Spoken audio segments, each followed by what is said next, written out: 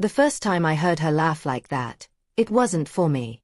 It was a sharp, breathy sound, half joy, half something else, echoing from the speaker of her phone while she stood in the kitchen, still in her gym clothes. Sweat clung to her collarbone, her ponytail frayed at the edges.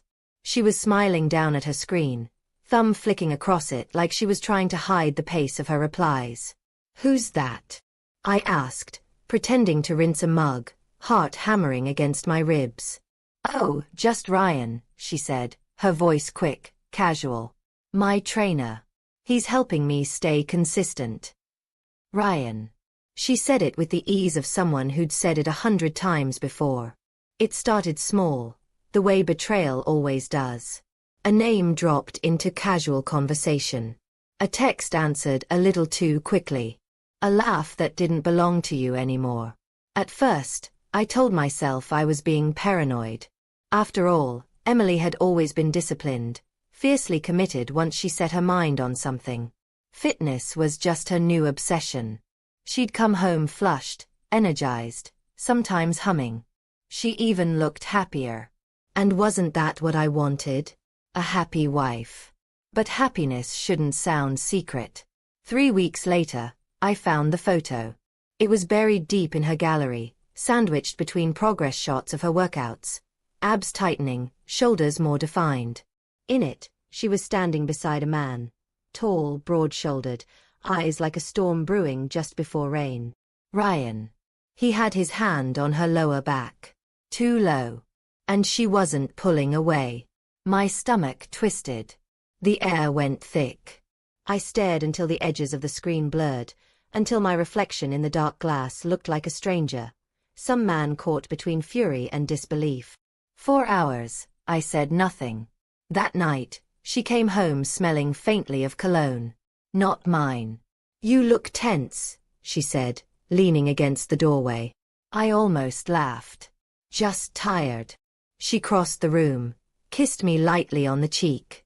"You should come to the gym sometime. Ryan says couples who train together." "Ryan says a lot of things, huh?"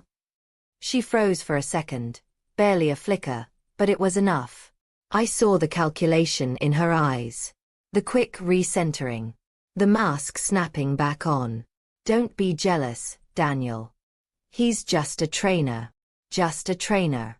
Just a laugh. Just a message." How easily just becomes a weapon to soften betrayal. I didn't confront her. Not yet. Instead, I planned something colder. A few clicks online, a little sleuthing, and I found his social media. His carefully curated grid of muscles, meal plans, motivational quotes. And one picture of him at home, arm around a woman with chestnut hair and kind eyes. His wife, Megan. The caption, "Grateful for her. My anchor." I stared at it for a long time, thumb hovering over the screen. Then I smiled. If Emily wanted to praise her trainer's attention, I'd show her what attention looked like. The next morning, I ordered a thank you basket. Expensive chocolates. Scented candles. A small note written in my neatest handwriting. "Thank you for sharing your husband's attention. Emily speaks very highly of it." And I sent it straight to Megan. The fallout came 2 days later. I was stirring my coffee when Emily's phone began to ring. Over and over. She looked at it once, twice, then turned pale. "It's Ryan," she murmured, almost to herself. I watched her thumb hesitate above the screen. When she finally answered, her voice dropped to a whisper. "What did you do?" My heart spiked, though I kept my tone calm. "I sent a thank you note. To his wife. Thought she'd appreciate knowing how devoted her husband is to his clients." Her eyes widened, shock, then fury, then fear. "Daniel, do you have any idea what you've done?" "Oh, I think I do." I stood, the chair scraping hard against the floor. "You've been sneaking around with your trainer, and I'm the one who doesn't understand?" Her face twisted. "It wasn't like that." "Then what was it, Emily? The late nights? The photos? The cologne?" Silence. Her lip trembled. It started innocent. He listened to me. You didn't anymore. That one hit deep. I wanted to shout, to throw something, to ask her how she could measure a marriage against a few flirtatious reps and compliments in a gym mirror. But beneath the rage, something heavier sat. Shame. Because part of me knew what she meant. I hadn't been listening. Not really. Not for months. The phone rang again. This time, she didn't answer. When she finally spoke, her voice was hollow. Megan showed up at the gym. There was a scene. Good. No, Daniel, you don't get it. Ryan's losing clients. The gym's investigating. He's blaming me. I stared at her. Blaming you? For getting caught. Tears welled in her eyes. I just needed someone to make me feel seen again.